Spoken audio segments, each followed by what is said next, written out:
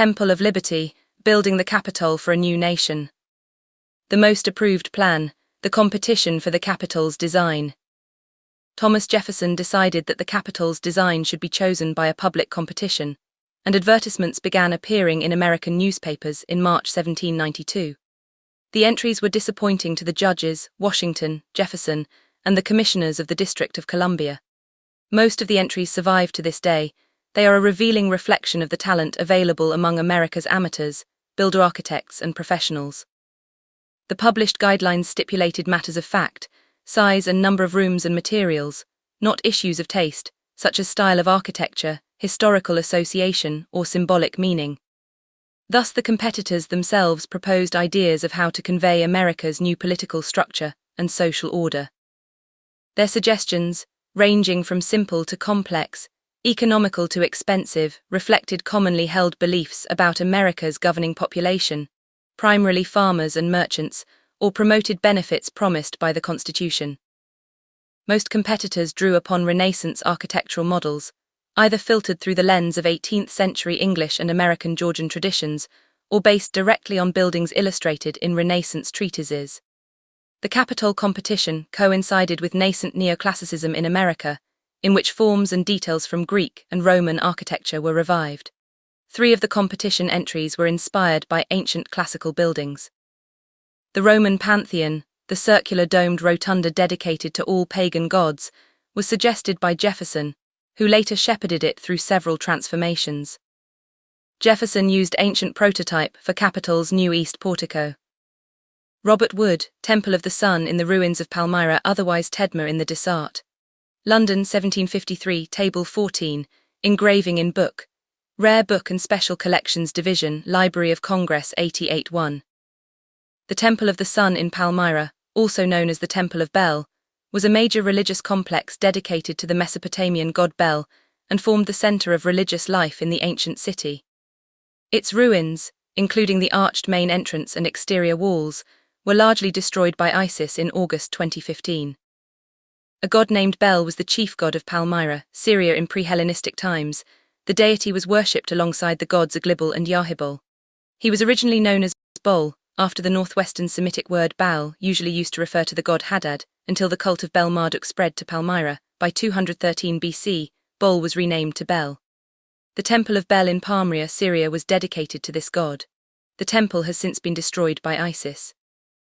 Hadad was the storm and rain god in the Canaanite and ancient Mesopotamian religions. He was attested in Ebla as Hadar in circa 2500 BCE.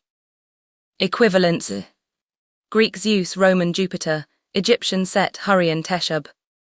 From the Levant, Hadad was introduced to Mesopotamia by the Amorites, where he became known as the Akkadian, Assyrian-Babylonian god Adad. Hadad was also called Rimmon, Pidar, Rapu, Baal-Zephon, or often simply Baal, Lord. However, the latter title was also used for other gods. The bull was the symbolic animal of Hadad. He appeared bearded, often holding a club and thunderbolt and wearing a bull-horned headdress.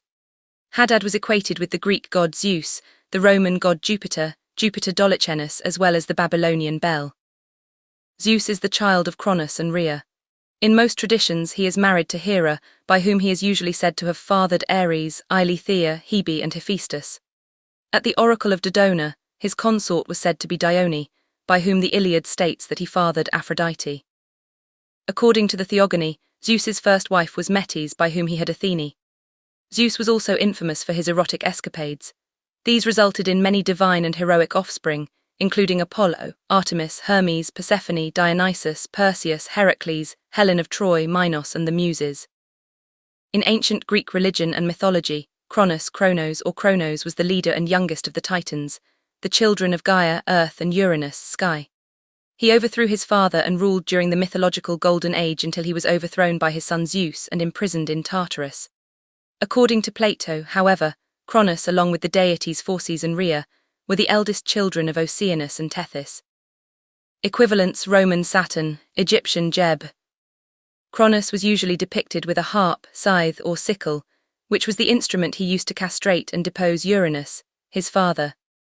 Kronos was likely originally a harvest god, which is why in many regions of Greece the month of the harvest was named Cronion after him. In Athens, on the 12th day of the Attic month of 𝗧𝗿𝗶𝗁, a festival called Chronia was held in honor of Cronus to celebrate the harvest, suggesting that, as a result of his association with the virtuous Golden Age, Cronus continued to preside as a patron of the harvest. Cronus was also identified in classical antiquity with the Roman deity Saturn. Saturn was a god in ancient Roman religion and a character in Roman mythology. He was described as a god of time, generation, dissolution, abundance, wealth, agriculture, periodic renewal, and liberation. Saturn's mythological reign was depicted as a golden age of abundance and peace. After the Roman conquest of Greece, he was conflated with the Greek titan Cronus. Saturn's consort was his sister Ops, with whom he fathered Jupiter, Neptune, Pluto, Juno, Ceres, and Vesta. Saturn was especially celebrated during the festival of Saturnalia each December, perhaps the most famous of the Roman festivals, a time of feasting, role reversals, free speech, gift-giving, and revelry. The Temple of Saturn in the Roman Forum housed the state treasury and archives, gerarium of the Roman Republic and the early Roman Empire. The planet Saturn and the day of the week Saturday are both named after and were associated with him. Under Saturn's rule, humans enjoyed the spontaneous bounty of the earth without labor in the Golden Age described by Hesiod and Ovid. He became known as the god of time. The Temple of Saturn was located at the base of the Capitoline Hill, according to a tradition recorded by Varro, formerly known as Saturnius Mons, and a row of columns from the last rebuilding of the temple still stands.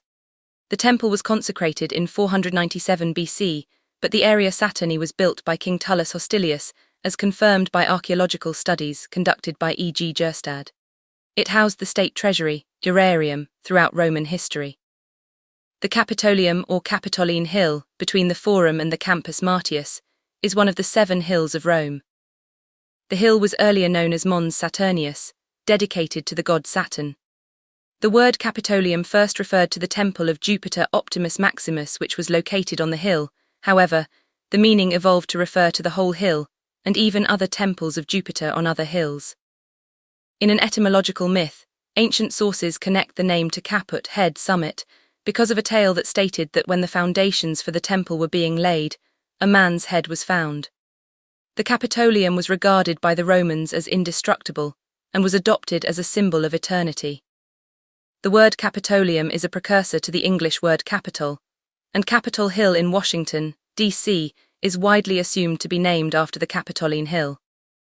𝗧𝗿𝗱𝗁𝗍 is a Jewish masculine given name derived from the Hebrew word Shabbat, meaning Sabbath, and is traditionally given to boys born on that day. The name can also carry heavy historical, mystical, and astrological connotations, depending on its context. Astrological meaning Saturn. In Hebrew tradition and medieval Jewish mysticism, the name 𝗧𝗿𝗱𝗁 is linked to the planet Saturn, the highest planet, and was often believed to portend the advent of the Messiah.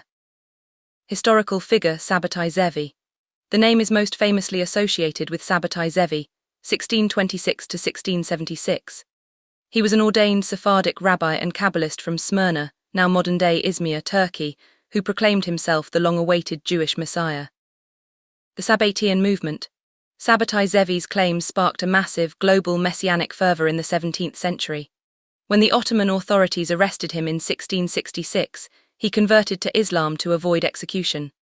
This event splintered his followers, with some converting to Islam as well, known as the derived, and others continuing to practice a covert form of the movement. Sabbatean groups migrated to Palestine, modern-day Israel, during the late 17th and early 18th centuries, as part of distinct messianic movements. The most famous of these was the 1700 immigration led by Rabbi Judah 𝗍𝗏𝗃, Yehuda 𝗍𝗏𝗃, a prominent figure with strong Sabbatean leanings.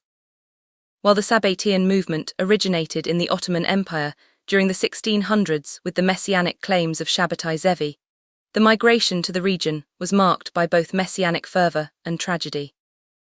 The migration of 1700 Judah 𝗍𝗏𝗃's group.